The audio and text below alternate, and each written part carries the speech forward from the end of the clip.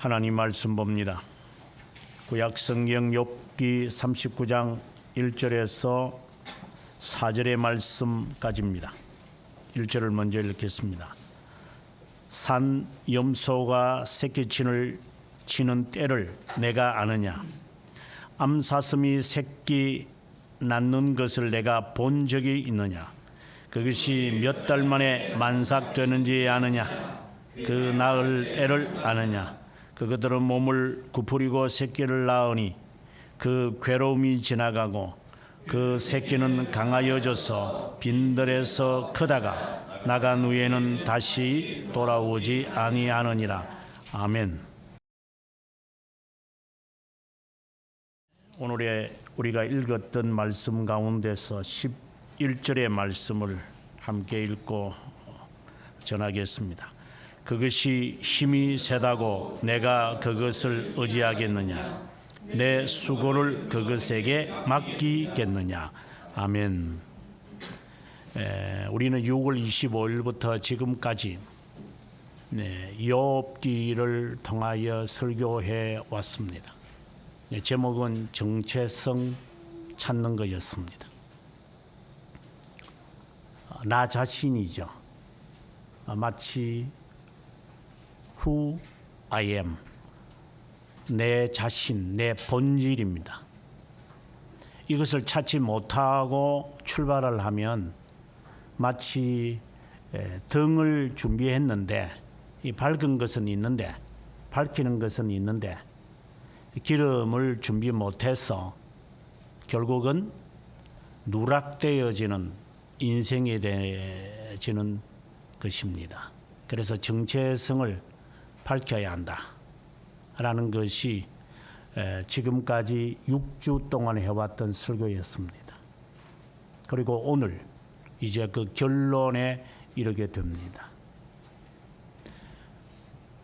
욥이 직면하는 것은 당혹스럽고 당황스럽고 황당한 것입니다.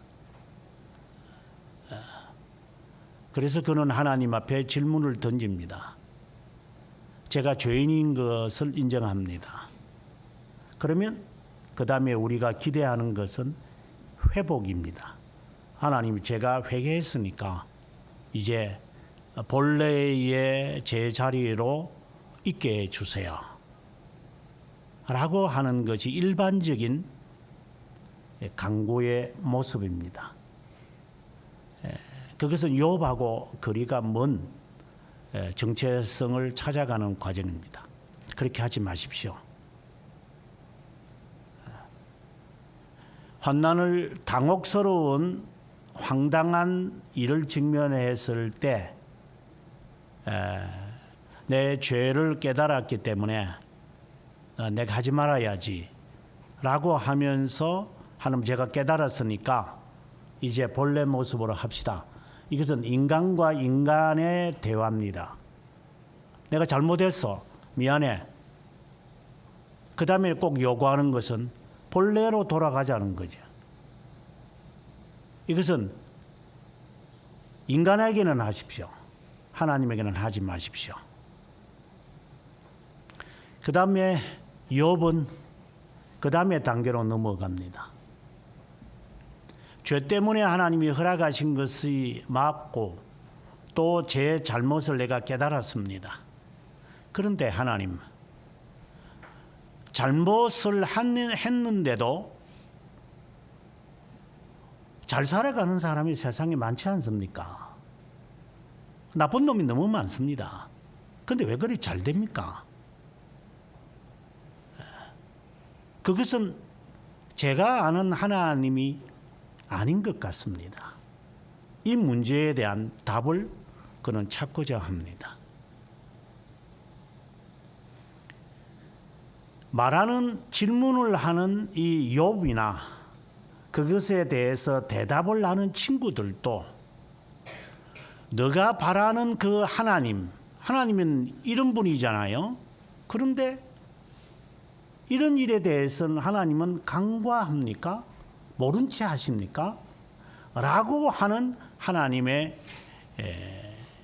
의와 자신이 주장하는 하나님의 정의에 대해서 헷갈리기 시작을 합니다.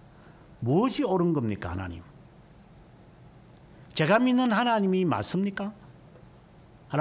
하나님의 의의 정의에 대한 답을 그는 내리지 못합니다. 그리고 그는 이제 세 번째에 와서 그는 답을 찾습니다. 의의 문제와 정의의 문제가 다르다는 사실을 알게 됩니다. 나는 하나님 앞에 정의를 원했고 하나님은 의를 자신에게 베푸신다는 사실을, 하나님이 정의롭기 때문에 나를 변호해 줘야 되지 않습니까? 라고 했는데 하나님은 의로우시기 때문에, 공의로우시기 때문에 나를 변호해 주시는 분이 있음을 안다는 것으로 그는 이제 꺾이기 시작합니다. 그러면 네 번째 문제에 그는 접어듭니다. 그러면 어떻게 삽니까? 이제 제 남은 인생이 창창한데, 몇 살인지 모르겠습니다만은 창창한데 이 남은 세상 이런 인생으로 살아가야 합니까? 라는 질문을 그는 하게 됩니다.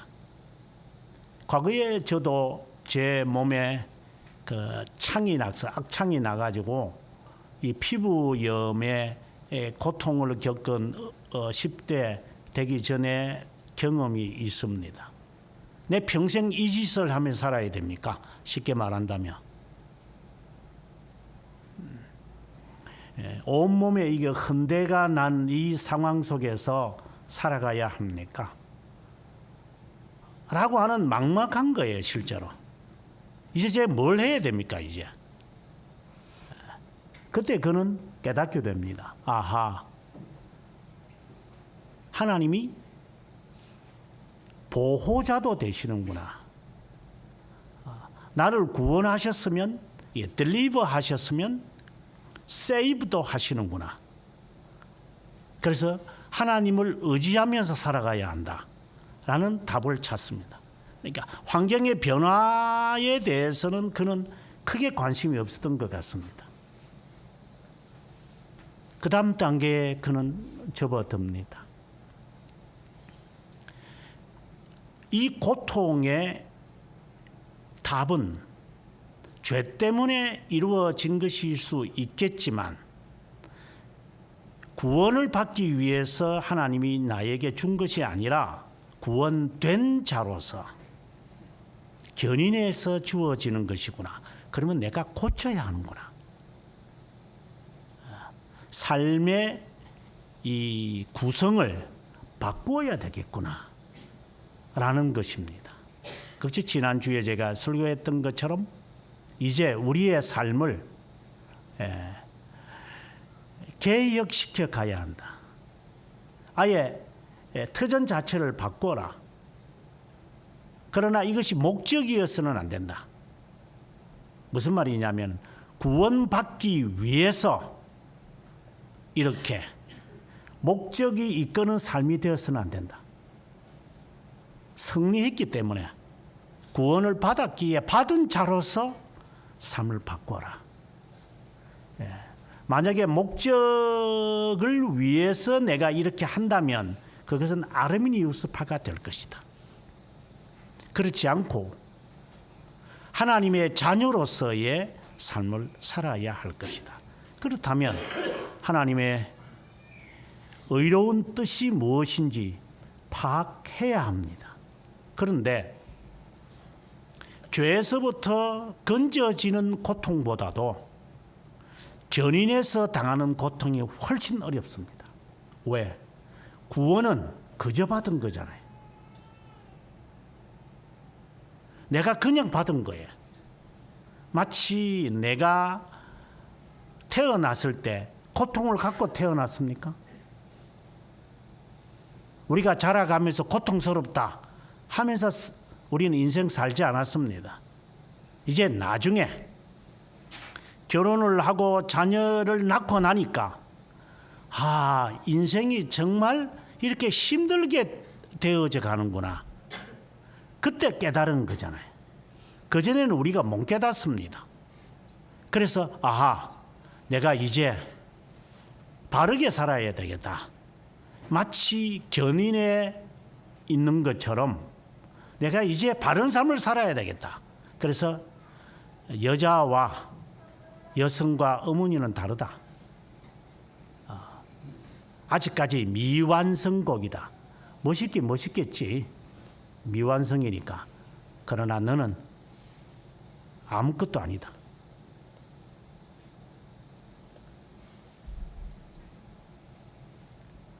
저는 제 나이가 1999년에 제가 만 40세가 되는 해였습니다. 미국에 그리고 유학을 떠난 지 이제 8년째 되는 때입니다. 석사과정 2개를 마무리하는 중에 있었고 박사과정을 밟아야 하는 그런 정말 기나긴 시간 동안 저는 공부만 했습니다. 이제 아이들은 자라납니다. 중학생, 유치원생을 데리고 출발했는데 이놈은 이제 중학생이 되어가는 상황입니다. 제 나이도 이제 40세. 그러나 아직 마무리 안 됐습니다. 저는 매우 걱정이 됐죠. 제 자신이. 그리고 좀 우스운 이야기지만 머리털이 막 빠지기 시작하고 이제는 어떻게 해야 되지? 막 걱정이 앞섰습니다. 내가 선택을 잘한 거야 이게? 나는 내 스스로 7년을 생각을 하고 유학을 떠났는데 아직 이게 마무리도 못하고 지금 사네. 이제 내가 30대에 출발했는데 이제 사자가 되어버리고 말았네. 이걸 어떻게 해야 되느냐 이제. 저는 걱정이 되어 갔습니다.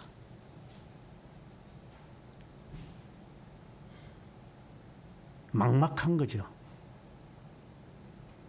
그래서 내 자신의 과거에 제가 했던 이제 달리기를 그때 다시 시작을 했습니다. 이제 어떻게 달려가야 하는가? 여러 차례 제가 간증을 했지만 그때 저는 이제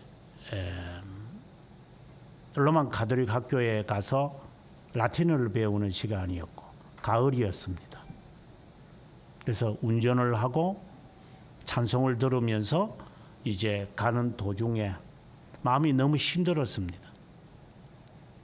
그래서 차를 멈추고 우두커니 이제 수업 시간 전이니까 우두커니 이제 학교 운동장에서 잎이 떨어지는 가을이니까 떨어지는 거였습니다. 그때 기도하고 싶다 하는 마음이 들어서 저는 기도했습니다. 교실로 들어가서 한참 울었고 거기는 뭐 학생이 별로 없으니까 그리고 이제 숲속 나무숲 사이로 들어가서 저는 한없이 울었습니다. 하나님 정말 제가 제대로 들어선 겁니까? 제가 이걸 마무리를 어떻게 합니까? 저 모르겠습니다. 이제 그냥 석사학위 받고 그냥 더 이상 제가 늦기 전에 돌아가서 자리를 잡아야 되지 않겠습니까?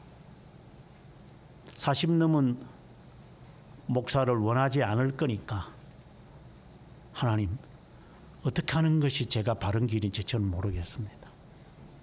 이제는 지쳤습니다. 공부하는 것도.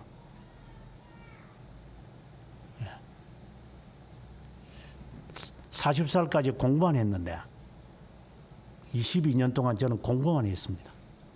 하나님 이제 지칩니다. 그때에 이제 나무 잎들이 이제 이래 떨어지는 그 사이에 있었기 때문에 하나의 나무 잎이 이렇게 돌면서 떨어지고 또 떨어지고 떨어지는 그 낙엽 위에서 저는 이런 생각이 들었습니다. 마치 그 하나하나가 저에게 질문하는 듯 했습니다. 마치 오늘 욥이 하나님에게 질문을 받는데 아느냐 라는 그 질문에 저는 이 말씀이 그렇게 귀한 줄 몰랐습니다. 그때는. 저는 그때에 비로소 깨달았습니다. 나는 너에게 묻는다. 너는 아느냐? 너가 태어날 때 내 부모님이 너를 어떻게 여겼다고 보느냐? 하나님, 제가 모릅니다.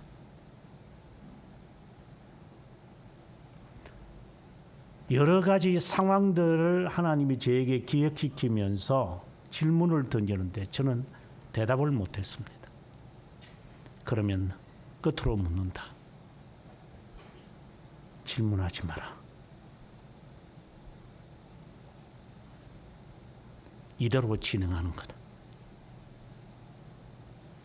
너가 알고 있는 것이 하나라고 있다면 그것에 따라서 내가 너에게 말해주마. 아무것도 알지 못하는데 네가 염려하는 것이 오히려 더 이상하지 않느냐. 어떤 일이 발생할지도 모르면서 또 그렇게 염려가 되느냐. 아는 것이 뭐냐.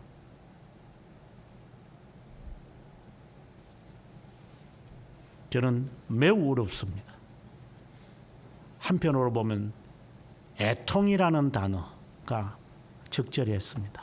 저는 큰 소리를 질렀습니다.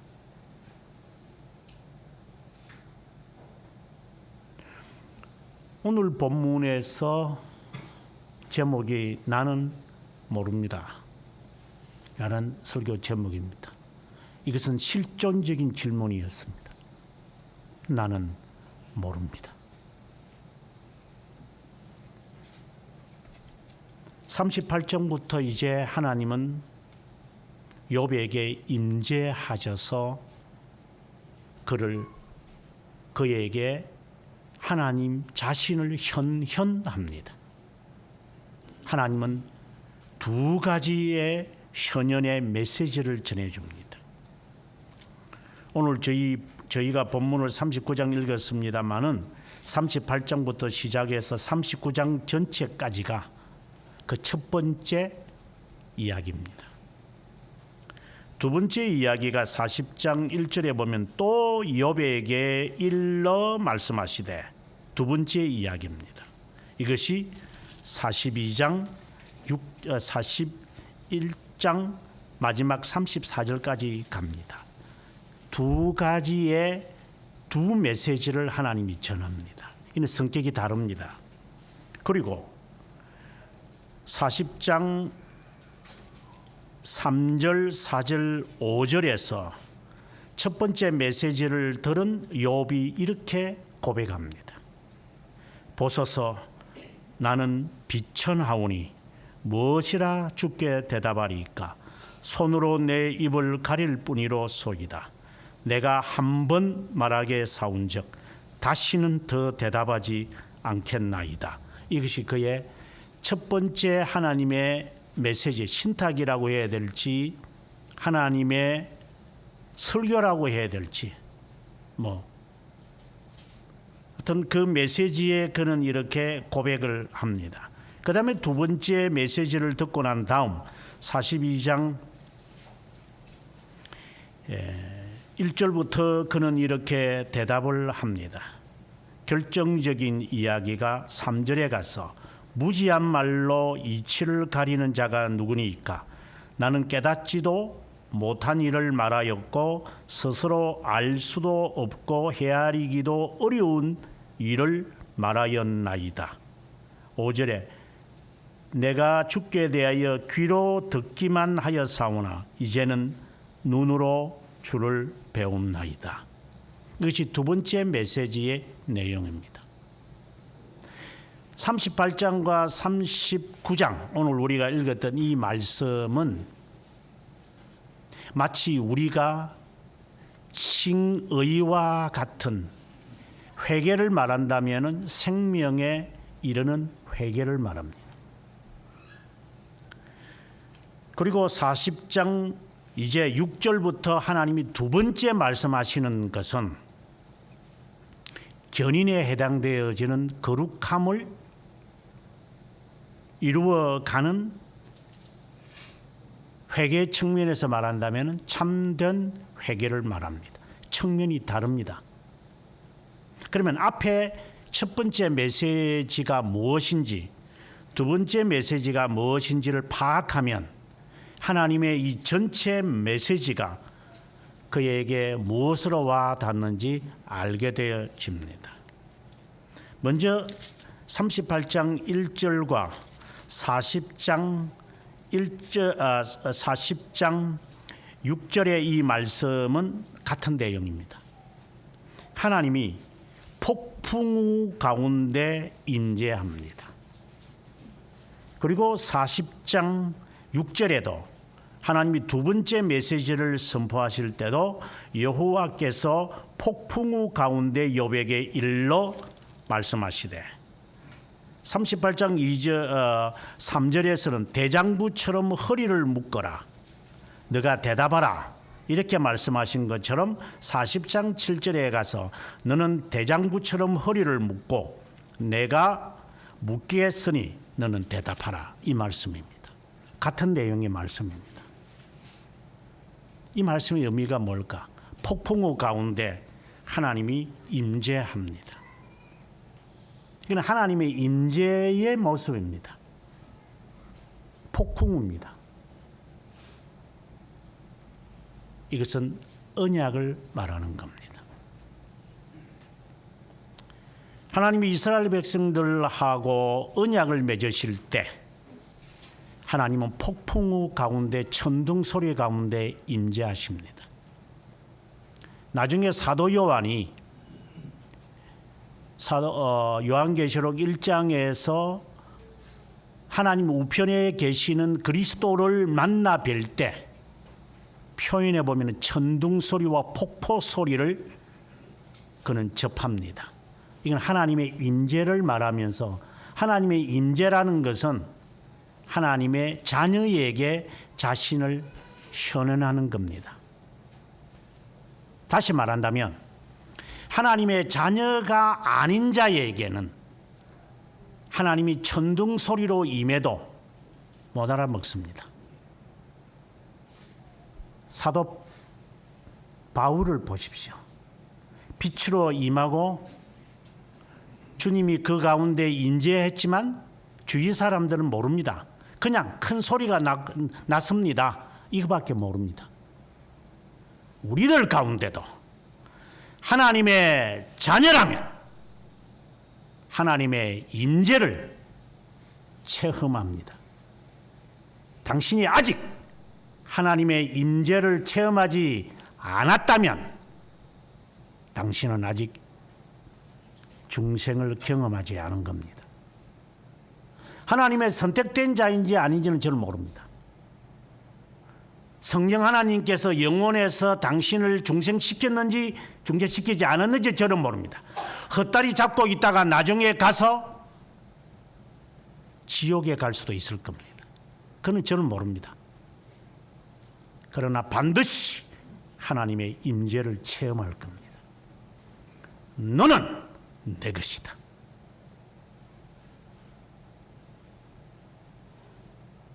그런 경험을 해봤습니까?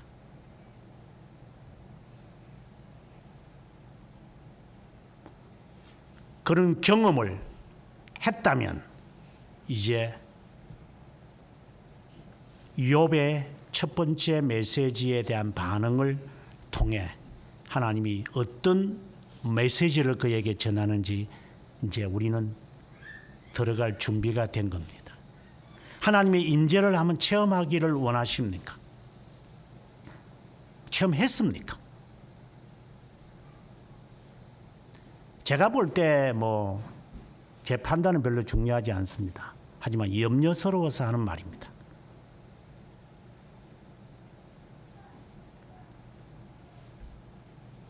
아닌 것 같습니다.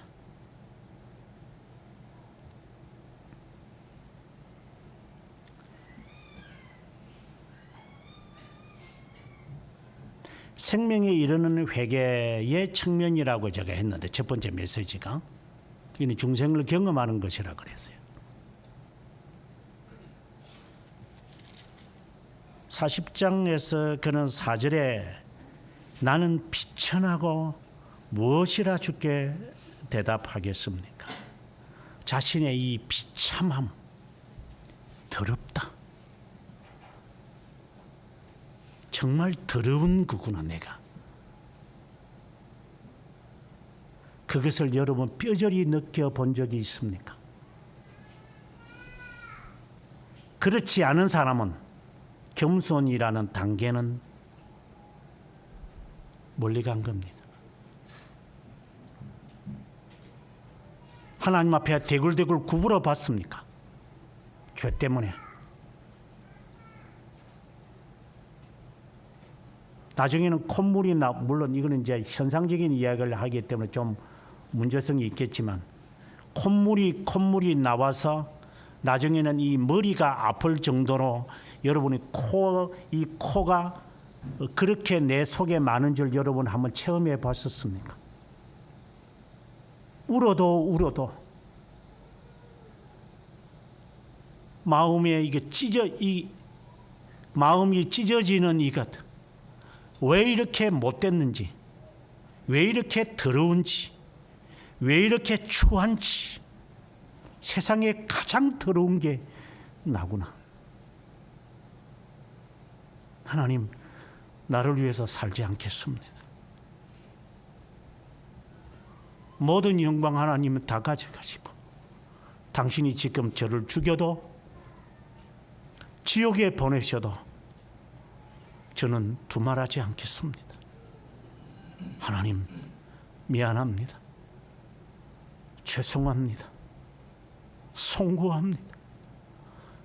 수치스럽습니다. 무슨 낯짝으로 지금까지 내가 살았는지, 이도 인간인지 내가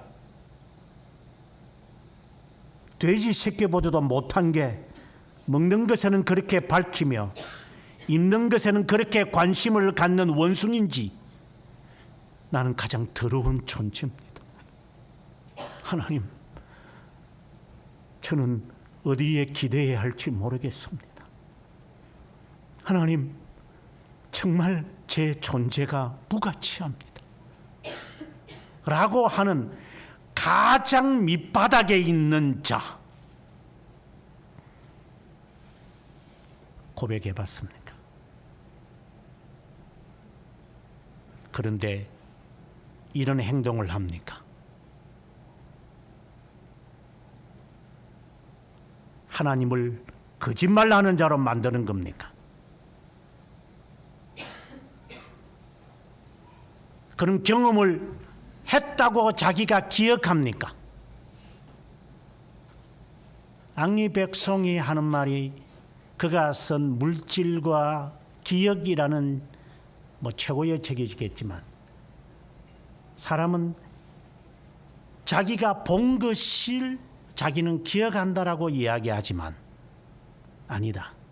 사람은 본 것은 순수한 기억인 줄 모르겠지만 사람은 그것을 본 것을 해석하고 거기에 다른 것을 덧붙여서 이것이 본 것이 다가 아니라 그것에 의미가 있다라고 또다시 기억을 재생해낸다. 인간인 사실이 뭔지도 모릅니다. 뭐가 사실입니까? 당신들이 본 것이 사실입니까? 당신의 기억을 믿습니까? 뭘 봤다고? 그래서 숫자는 외워가지고 그건 암기죠. 기억하고 다르죠. 암기와 기억은 다른 겁니다. 내가 하나님의 자녀인 것처럼 내가 기억하고 있는 겁니다. 만들어낸 거 아닙니까?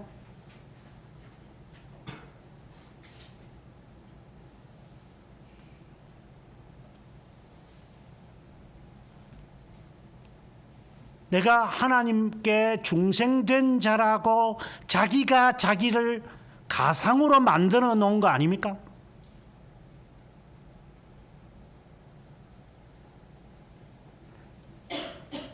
그는 허상에서 깨십시오.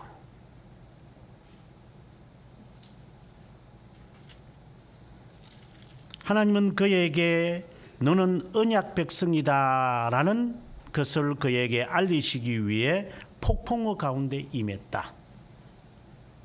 그 다음에 하나님은 계속해서 하시는 말씀이 무지한 말로 생각을 어둡게 하는 자가 누구냐. 더 이상 말하지 마라. 이것이겠구나 저것이겠구나 라고 하는 판단, 이는 명철을 말합니다. 우리는 이 생각을 왜곡시키는 자가 되지 마라. 하나님이 그에게 말합니다. 너 더 이상 네 생각을 표출해내지 마라. 이렇게 될 것이고 이렇게 돼야 되고 이렇게 될 것 같고, 그래서 네가 생각하고 있는 그것 멈춰라.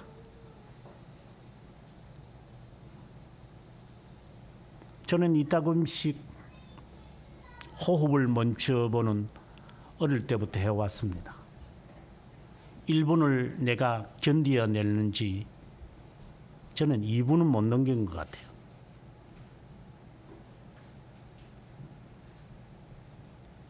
숨을 쉬지 않고 있노라면 속이 마치 풍선이 터지는 것처럼 이게 팽팽해가는 내 자신을 봅니다. 숨을 쉬고 싶은 이 마음, 이것이 나에게 막 몰아칩니다. 그리고 숨을 쉽니다.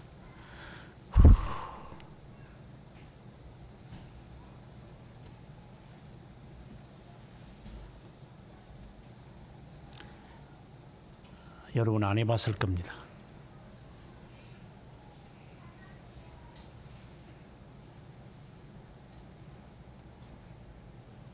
달리는 사람은 압니다. 무더운 여름에 숨이 차서 더 이상 들여 마셔도 내밀어도 별 의미가 없는 이 속에서 터지는 것을 여러분 체험 못할 겁니다. 그래서 1km 이상 달리면 주저앉아 버릴 겁니다.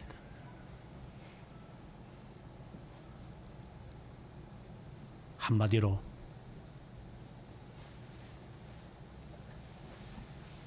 불쌍한 사람들입니다.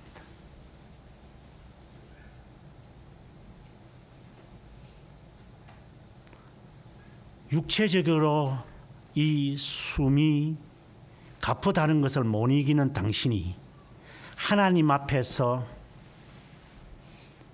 내가 죽은 자처럼 되었다라는 것을 감히 느낄 수 있습니까? 그건 거짓말입니다. 착각하지 마십시오.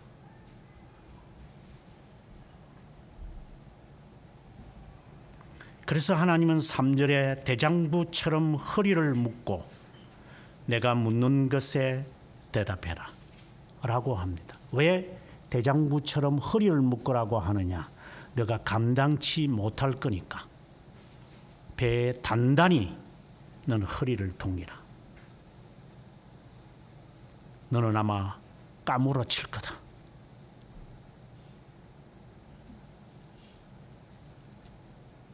나는 집회를 통해서 여러 경험을 했습니다.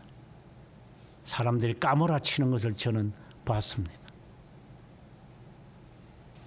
이게 미친 듯이 자신을 가슴이 답답해서 두들기는 사람도 여러 번 수십 차례 경험해 봤습니다. 말씀이 그를 찔렀을 때, 말씀이 그를 태웠을 때 하나님의 말씀이 그를 두들겼을 때 그 아픔이 너무나도 중해서 견디지 못해서 찢는 사람도 봤고, 그리고 뒹구는 사람도 봤고, 괴성을 지는 사람도 보았습니다. 당신들 아직 그런 본 적이 없을 거예요.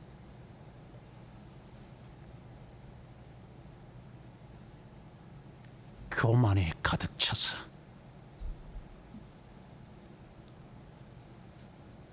하나님의 임재는 택도 없을 거예요. 아니, 임재해도 못 느낄 정도죠. 왜? 언약의 백성이 아닐 가능성이 많기 때문에. 대장부처럼 허리를 통이라. 네가 견뎌야만 될 텐데 못 견딜 것이다. 그리고 오늘 본문에 이르러서 하나님은 그에게 천재와 천상에 있는 마치 창세기에 있었던 이야기를 그에게 들려주는 듯합니다. 네가 어디 있었느냐? 그것이 얼마나 머냐? 언제 태어났느냐?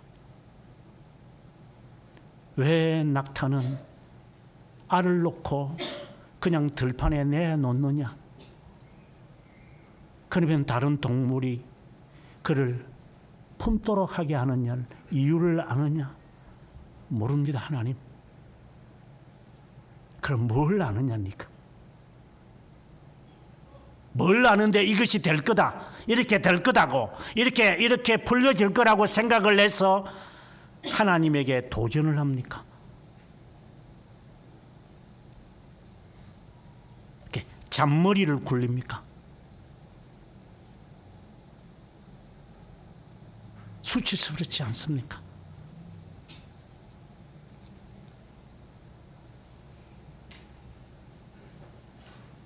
(36절) (38장에) 가보면 가슴 속에 지혜는 누가 준 것이냐? 수탉에게 슬기를 준 자가 누구냐? 저는 이 말씀이 해석이 잘못됐다고 봅니다. 저는 이 말씀을 읽으면서 또 한 번 하나님 앞에 엎드린 적이 있었습니다. 여기에 가슴이라고 하는 것은 바로 마음을 말합니다. 그리고 수탉에게 슬기를 준 자가 누구냐? 여기서 수탉이란 하트를 말합니다.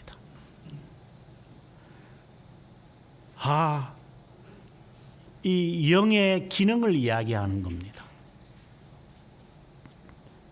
누가 하나님께서 이 마음을 밝혀서, 조명이라 그래요, illuminate, 밝혀서 말씀을 깨닫게 하게 하시겠느냐? 그리고 이 심정의 의지의 변화는 누가 하시는 거냐? 네가 아무리 머리에 띠를 띠고 태극기를 띈다 하더라도 되더냐?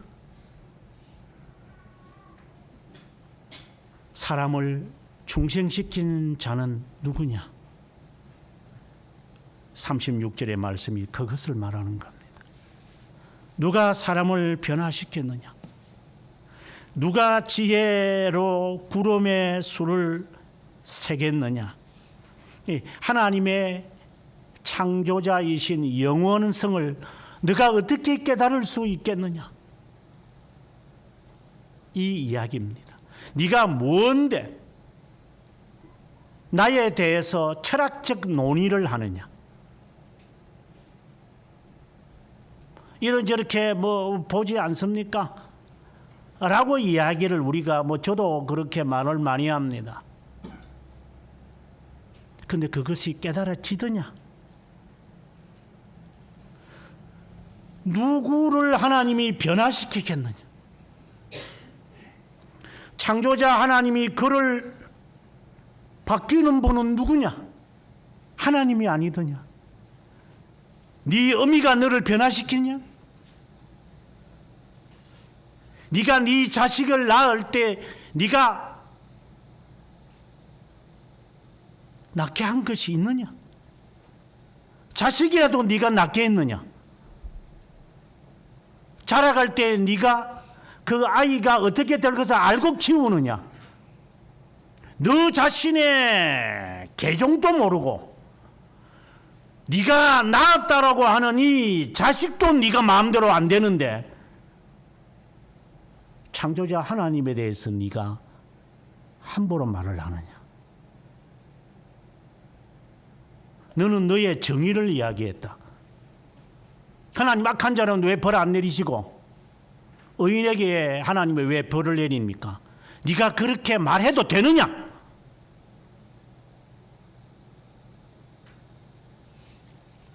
이 많은 질문 앞에 그는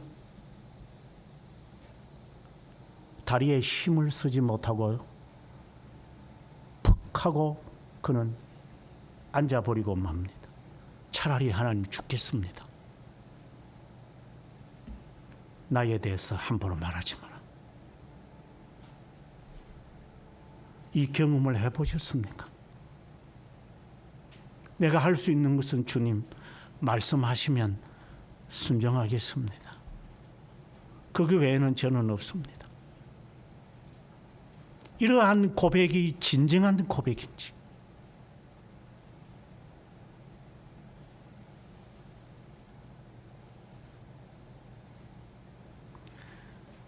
요즘은 그런 사람이 별로 없겠지. 모르겠지만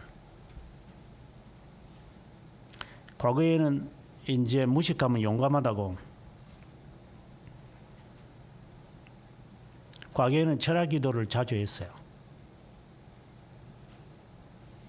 뭐 철학 기도를 해야 된다 이 말을 하려는 게 아니라, 여러분 밤새도록 기도는 해봤습니까?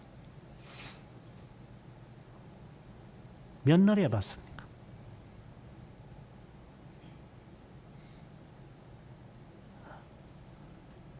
기도는 할 줄 압니까?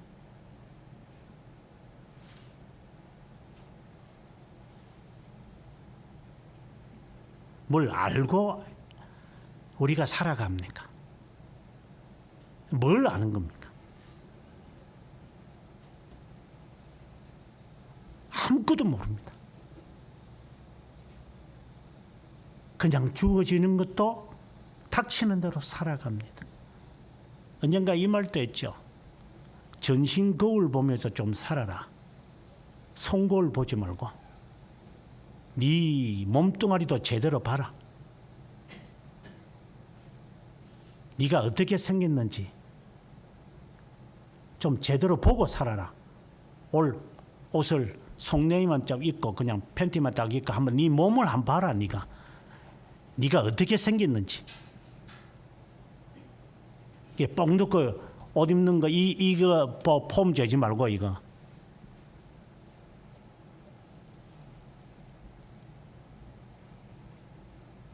아, 내가 이런 놈이구나. 자기를 정확하게 보고 살아라.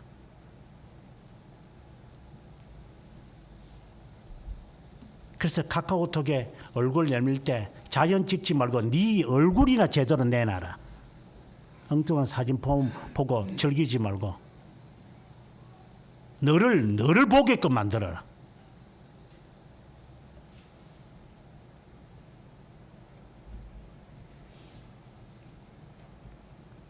중생의 경험입니다. 자기 자신이 가장 거역한 백성임을 깨닫는 순간입니다. 이것은 메시지로도 불가능합니다. 하나님이 임재하는 가운데 그는 체험하는 겁니다.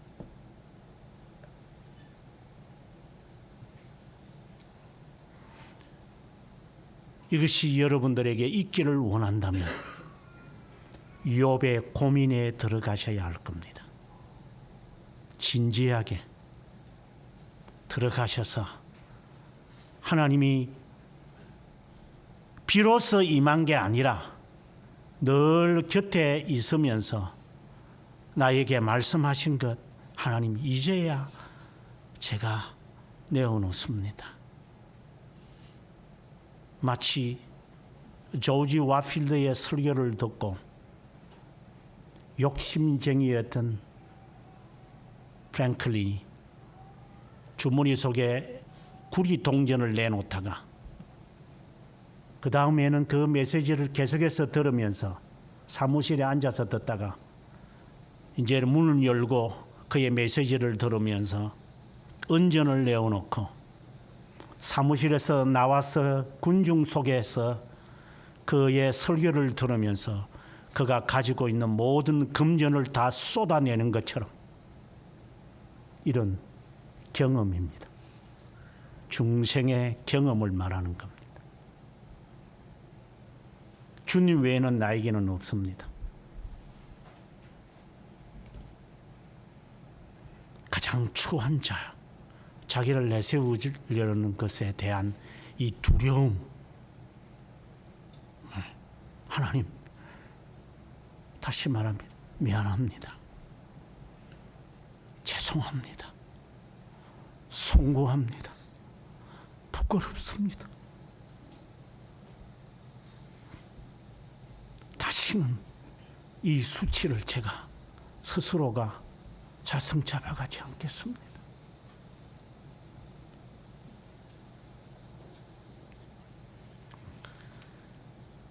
중생의 이 경험을 그는 하게 되어진 후에 이제 하나님은 또다시 두 번째 메시지를 위해 임재하십니다.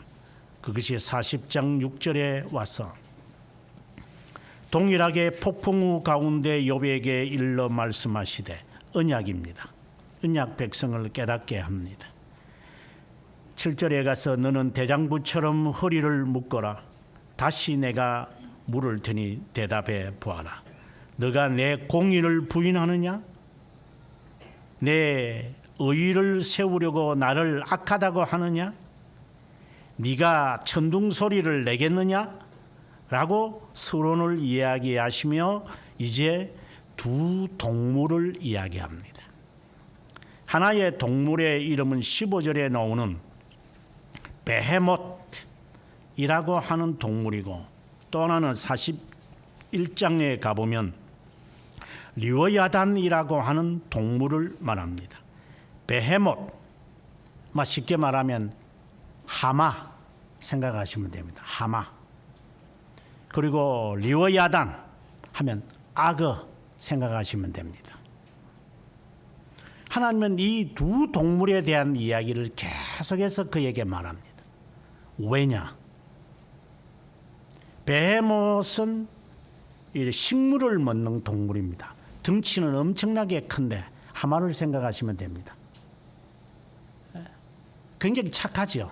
덩치는 큰데 그런데 악어는 같이 물에 살면서 한 놈은 식물성인데 한 놈은 동물성입니다.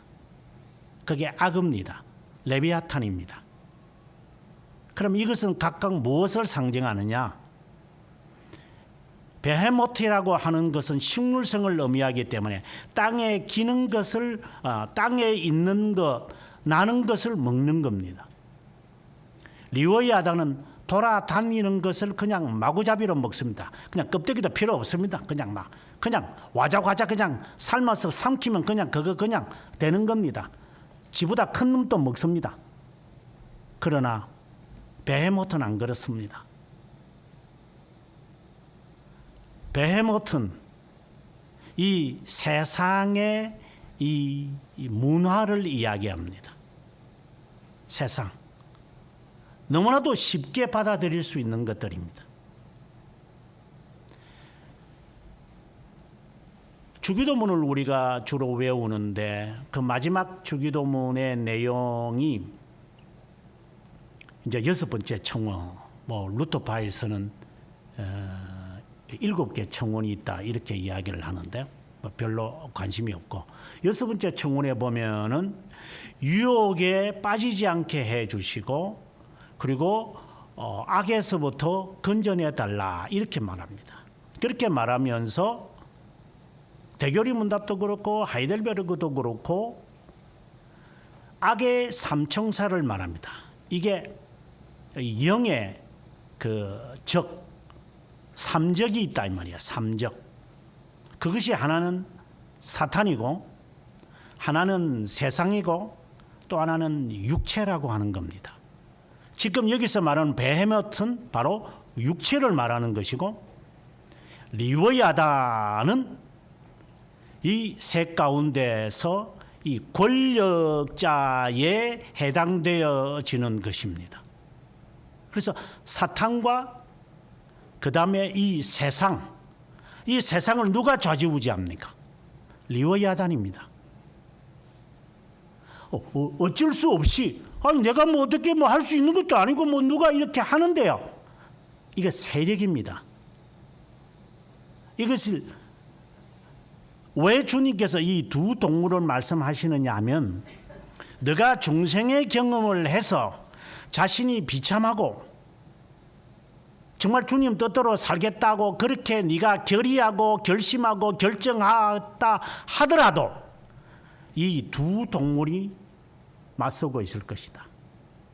이것은 다 사탄의 조물하기들입니다. 그래서 한쪽은 리워야단, 한쪽은 베헤모트입니다. 너가 못 살아남을 거다. 세상의 이 풍토와 세상의 문화를 여러분 거슬러 갈 자신이 있습니까? 세상 사람들은 다 이래도 나는 이렇게 살겠다. 이렇게 할 자신이 있느냐 제가 물어봅니다.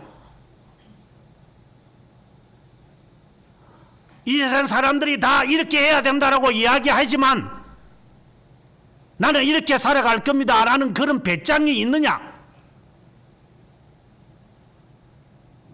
그 다음에 위에서부터 이렇게 내려앉아 버리는데 우리 찬송가에도 보면은 그 전필도 목사의 노래가 있습니다만은 뭐 그 이후에 정 목사는 별로 제가 좋아하지 않습니다만은 개인적으로 그분과 접촉을 하면서 깨달은 바는 있습니다. 그 사람은 원래 군목 출신입니다. S대를 나왔고 그리고 저희 총신을 나와서 이제 부산에 있는 수영로 교회 우리 합동 교파에서 가장 큰 교회입니다.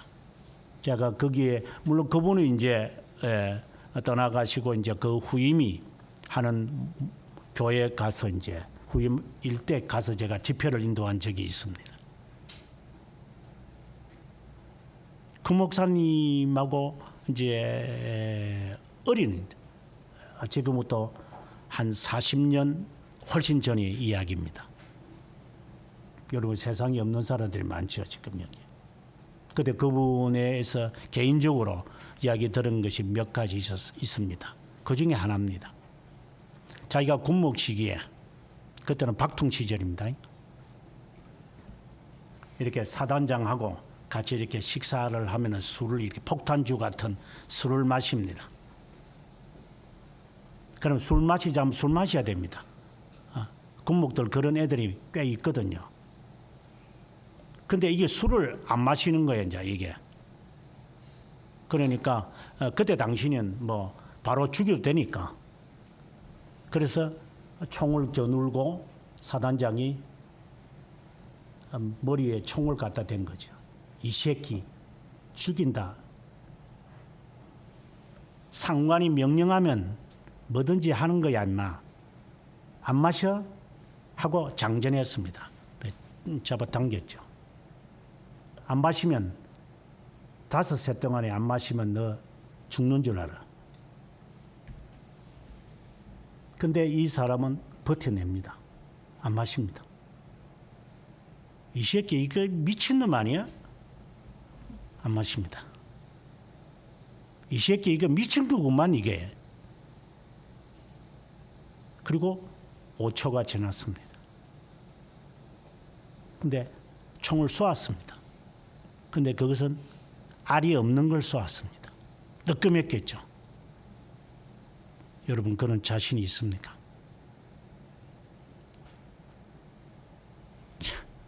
기가 차는 소리죠.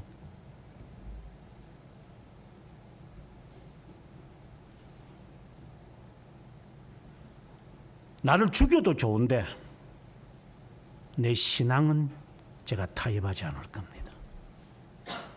이런 각오를 아니 뭐 엄두도 내본 적이 없죠. 그렇죠?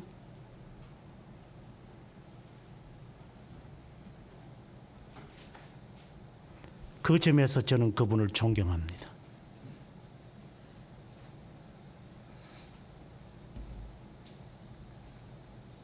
요즘에 와서도 그런 분들이 이따금 있는 것을 제가 전해 듣고 있습니다. 그래서 저는 여러분들이 주의를 범하는 사람들을 보면서 제가 한심한 게 따로 없구나.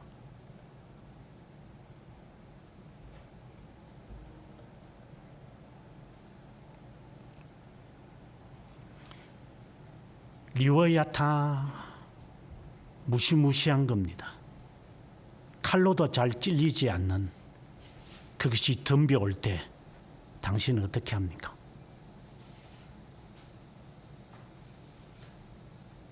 직장생활을 하다 보면은 상사가 이렇게 저렇게 하면 우리는 그 세력이 있기 때문에 어쩔 수 없습니다. 거기에 안 놀아나는 사람이 있습니까?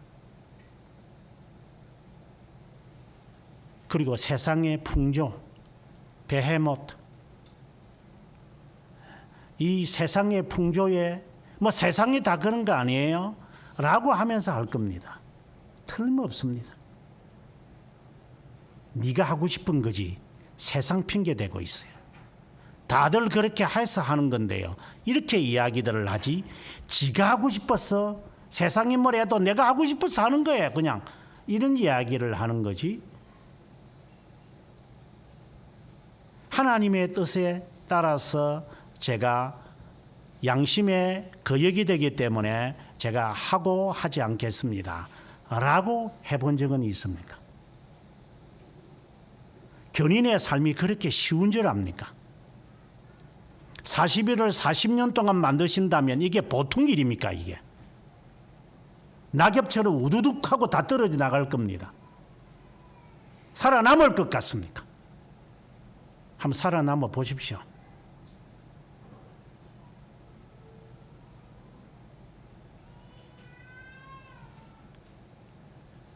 홍해를 건너서 이스라엘 백성들이 광야 생활할 때를 여러분 생각해 보십시오. 10가지 재앙이 임합니다. 거기선 예수 그리스도가 우리를 위하여 구속 사역을 하신 것을 상징합니다. 이는 중생의 경험, 오늘의 메시지 같으면 첫 번째 메시지에 해당될 겁니다. 그 쓰라림을 압니까? 우리의 구원은 물론 하나님 측면에서는 하나님이 나를 선택하신 겁니다. 맞습니다. 그것이 나에게 와 닿기까지 하나님의 사랑이 나의 심정에 내 의지를 변화시키기까지 이는 그분이 잔인한 죽음과 끔찍한 고통을 당해야만 했다는 것. 이 사실을 모르는 사람은 견인의 과정에서 이 고통을 못 이겨나갈 겁니다. 그건 거짓말입니다. 자신을 속이지 마십시오. 그리스도의 죽으심의 그 처절함을 적어도 경험한 사람은 견인의 과정에서 그 처절함을 그는 감당해냅니다. 그것이 베헤모트든지 그것이 리워야단이든지 어떤 세력 앞에서도 그들은 견뎌냅니다. 그리스도가 그렇게 하셨기 때문에. 그렇다면 우리도 생각합니다. 주님 나를 위해서 십자가상에 죽으신 거 고맙습니다. 노래는 잘도 부릅니다.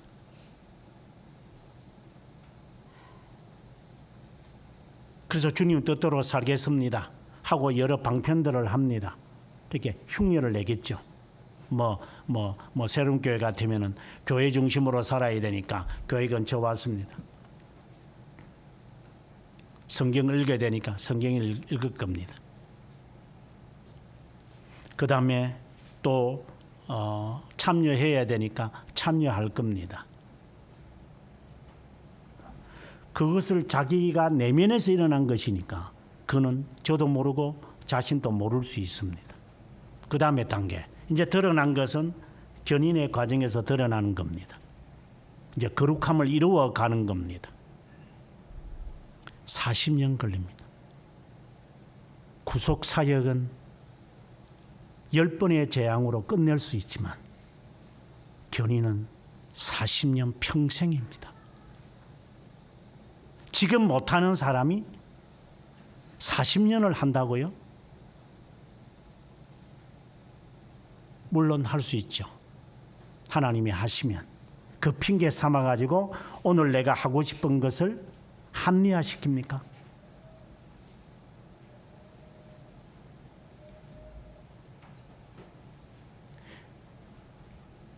아, 이거 정말 잘못됐구나. 내가 이렇게 살면 안 돼. 라고 깨달았습니까? 우리의 삶에 순간순간적으로 내 이렇게 살면 안 돼. 실제적인 이야기를 하죠. 아, 내가 아프다. 몸이 아프다. 하면은 이미 나는 70%는 나는 이미 그것에 젖어 있는 겁니다. 인간이 70% 이상이 될 때까지는 인간은 절대 못 느낍니다. 70%를 지나고 난 다음에 내가 깨달았다. 뭐 종합검사를 하니까 내가 뭐 암이 있는지 알지. 그 전에 뭐 압니까? 암덩어리가 옆에 있는 뭐 이거 왜 뭐 아니 뭐 배 좀 아프네. 그럼 뭐 전동제 먹으면 되는 거지. 이렇게 해서 우리는 살아갑니다. 그러면 이미 너는 병 걸린 겁니다. 그래서 그걸 낫게 하려고 우리는 여러 가지 또 조치를 또 취합니다. 여러 가지 방안을 해가지고 낫게 합니다. 약이 낫게 하는 거지 너가 낫게 하는 건 아니지. 그만큼 인간은 무지합니다. 이미 내가 느꼈다면, 보았다면, 내가 알았다면 이미 못 돌아갑니다. 왜 70% 되기 전에, 내가 느끼기 전에, 내가 알기 전에, 내가 보기 전에 왜 못 고칩니까? 이게 인간입니다. 그러면 하나님의 자녀라고 합시다. 이제 하나님의 자녀이고 중생의 경험이 있다고 합시다. 그러면 그는 기도 생활을 합니다. 말씀 생활을 합니다. 그는 하나님 앞에서 경건한 삶을 합니다. 하나님이 그에게 어떻게 하실 것 같아요? 어떤 일을 통해서라도 얘야 이상한 것을 발견하지 못하느냐? 하나님이 깨닫게 하시지 않을 것 같습니까? 그런데 중생의 경험을 했는데 기도 생활을 안 한다? 말씀 생활을 안 한다? 그리고 거룩함을 이루기 위하여서 하지 않는다?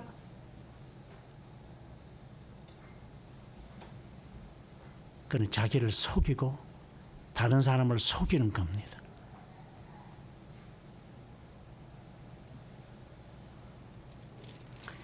이 견인의 삶에서 그가 아하 이제 내가 싸워야 되겠구나.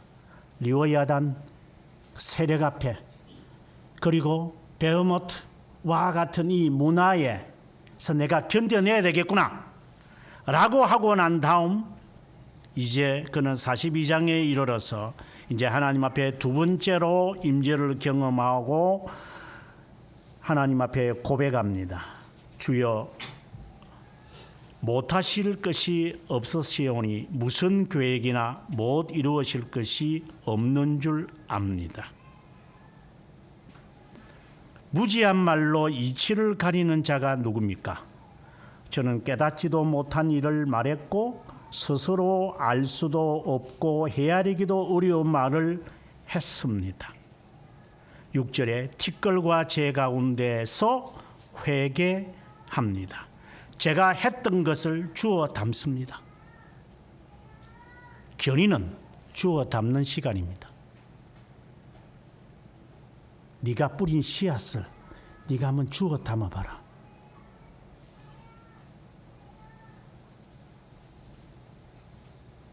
아직 무슨 말인지 모르겠습니까? 다윗이 하나님 앞에 절겼습니다. 저는 왕이고 이제 전투할 필요가 없습니다. 그때 그는 간음죄와 살인죄를 범하죠. 그러고 난 다음에 그는 처절하게 대가를 치릅니다. 견인의 대가입니다. 무섭습니다. 만약에 우리가 견인해서 대가를 치르지 않고 하나님의 나라에 간다? 그것은 하나님을 만홀히 여기는 자입니다. 반드시 대가를 치르게 될 겁니다.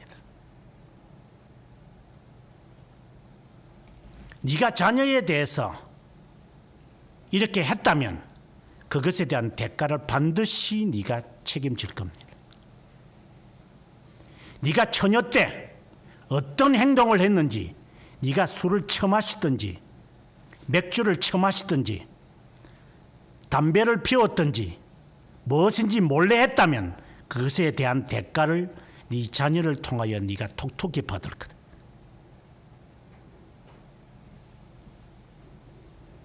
하나님의 언약의 백성으로서 살지 않고 세상의 풍조에 따라서 이 정도는 그냥 라고 했기에 누구에게서부터 고소를 당하지 않으려면 주님이 그거에 대해서 대가를 치른 분이라는 것을 인정을 한다면 나는 내 삶에 있어 대가를 받는 것을 마다하지 않을 겁니다.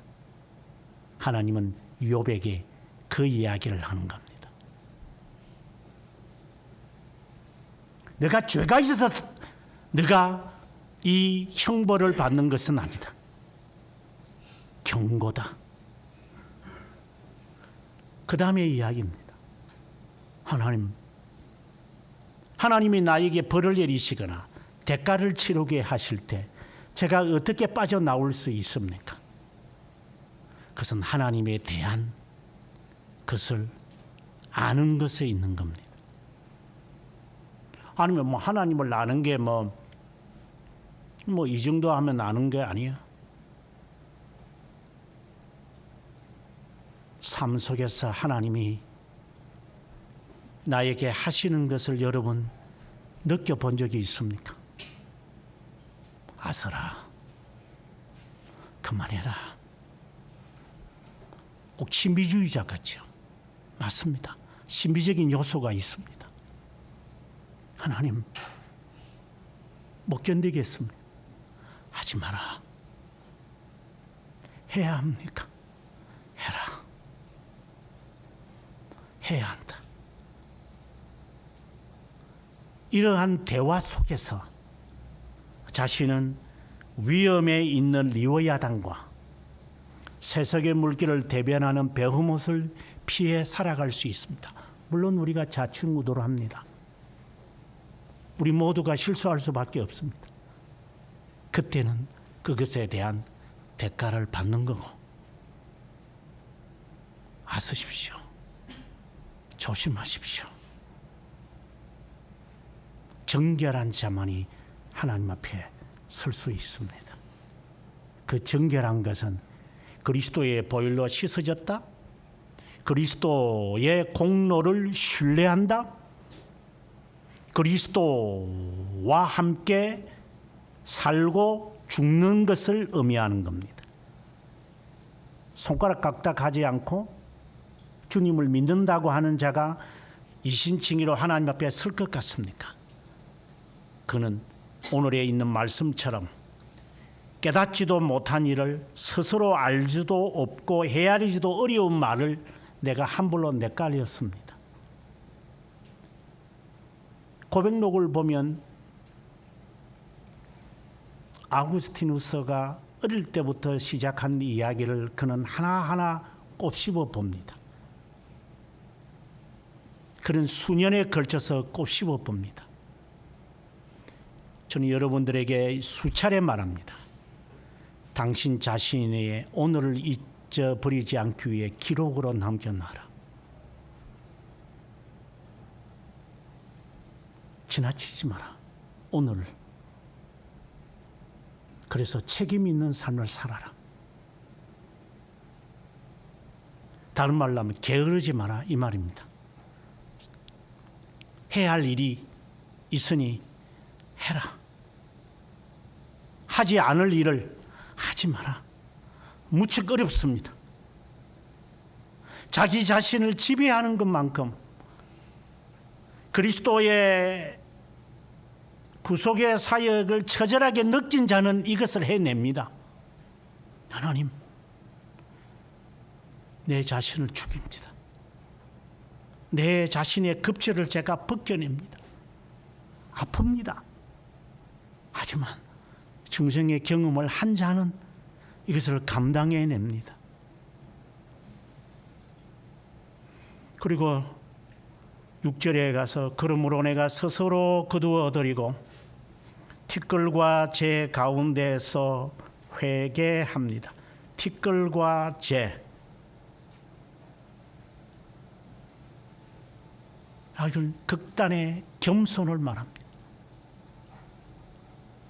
자기의 죽은 모습.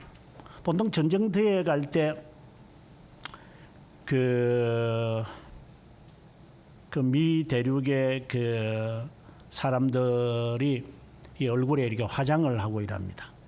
이렇게. 그래서 백인 애들이 전투 나갈 때 이렇게 햇빛에 반사되고 또 기름기가 있으면 반사되니까 그걸 없애려고 이렇게 얼굴에 막 칠하고 일합니다.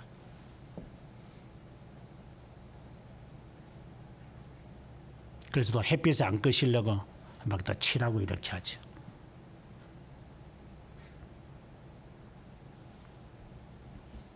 그것이 본인에게 얼마나 해가 되는지를 모를 거니까. 그들이 이렇게 얼굴에 칠하는 이유가 있습니다. 그들이 왜 칠할까요? 뭐 남한테 막 하고 무섭게 보이려고 할까요? 여러분에게 한번 물어봅시다. 여러분 얼굴에 왜 처바릅니까? 처바르는 이유가 뭡니까? 자기를 숨기려고 그러는 거죠. 그죠? 그 자체를 제가 정죄하는 게 아닙니다. 알고 하십시오.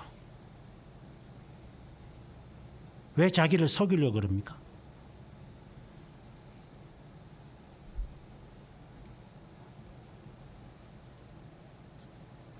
가식적인 거 하지 마십시오.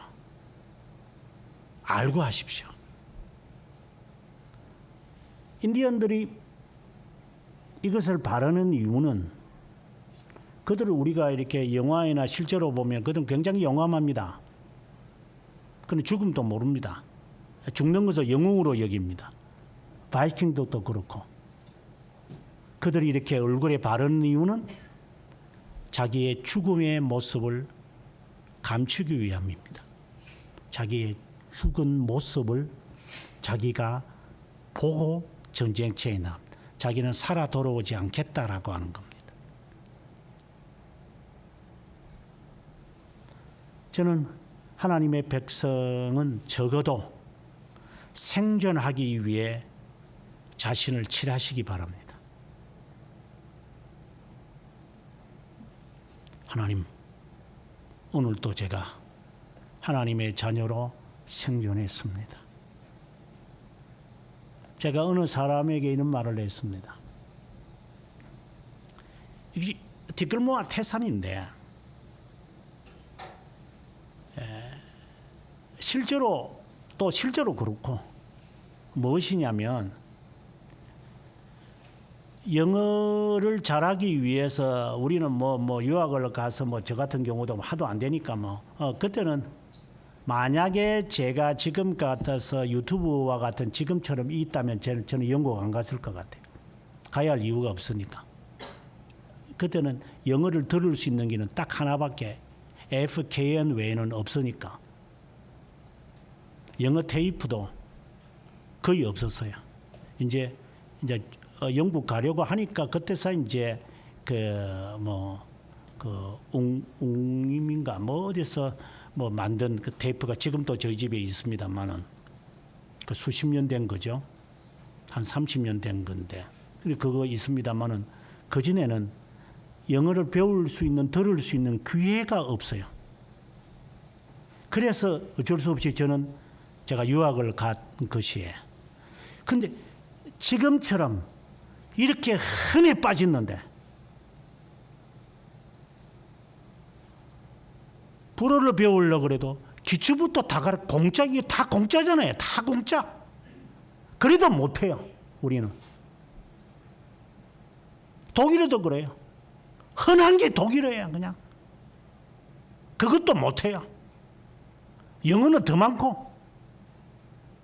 정기적으로 하루에 1시간씩 듣는 연습을 하면 정기적으로 정규적으로 시간을 정해서 들으면 뭐든지 하게 돼 있다. 그걸 안 합니다. 우리가. 그리고 간다고 그럽니다. 없는 상황에서 가는 건 이해가 돼요.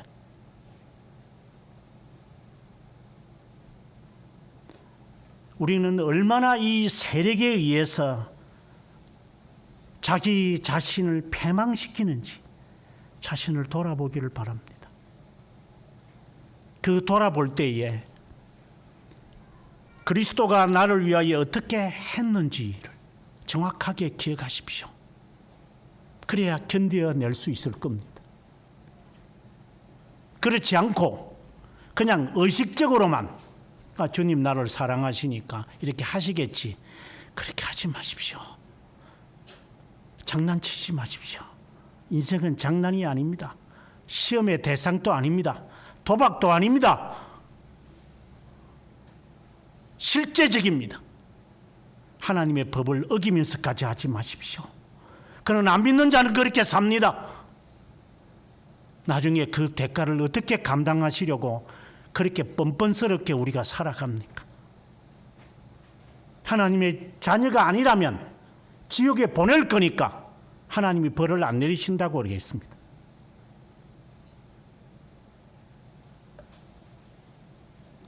오늘 이 말씀대로 티끌과 재 가운데서 회개하는 이는 견인에서 나타나는 참된 회개를 그는 하게 되고 그의 삶은 이제 하나님이 정말 귀하게 보셔서 갑절로 줍니다.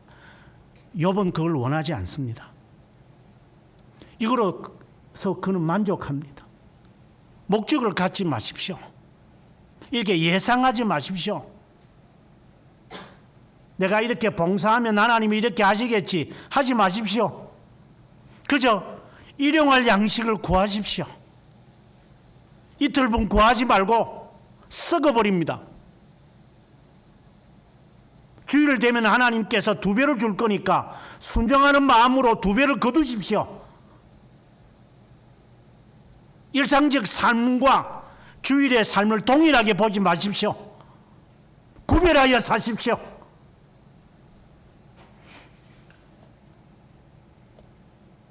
하나님 앞에 정직하게 살아가야 되는 것이 욥에게 있을 때 하나님의 오묘한 섭리에 의해서 그 모든 것이 2배로 되어진 것을 봅니다. 이것은 곱하기 2를 말하는 것이 아니라 감당할 수 없는 은혜를 말하는 겁니다.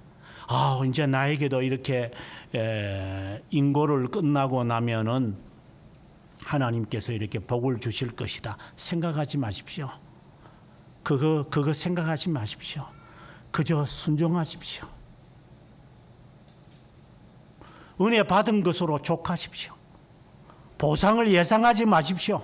이대로 하나님이 저를 데리고 가셔도 저는 아무 상관없습니다. 하나님 이대로가 좋습니다 하는 심정으로 오늘 하루하루 최선을 다하면서 살아가는 것, 이것이 자기 자신의 정체성을 찾는 사람의 삶이고 하나님이 그 일을 위해서 욥에게 2차례나 임하신 것은 너가 중생 이전과 중생 이후의 삶을 밝히기 위함이고 중생 이후의 삶이 얼마나 힘들다라고 하는 것 잊어버리지 마라.